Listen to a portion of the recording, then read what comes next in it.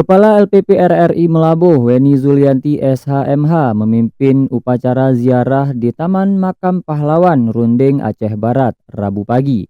Giat ini dalam rangka menjelang HUT ke-80 Radio Republik Indonesia. Diawali dengan pelaksanaan seremonial upacara dan hening cipta serta doa. Pimpinan RRI Melabuh melakukan siraman makam dan tabur bunga. Kepala LPP RRI Melabuh Weni Zulianti menyampaikan ziarah makam pahlawan merupakan agenda yang dilaksanakan setiap momentum HUT RRI. Hal ini menjadi penting sebagai bentuk syukur dan penghormatan kepada para pahlawan yang memperjuangkan Republik Indonesia.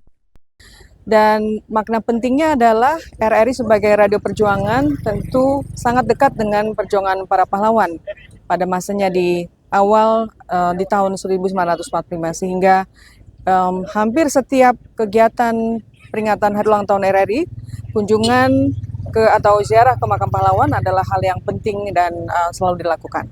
Pada giat itu turut hadir Kasubag Tata Usaha, seluruh ketua tim RRI Melabuh, Dharma Wanita Persatuan RRI Melabuh, serta para karyawan dan karyawati RRI Melabuh.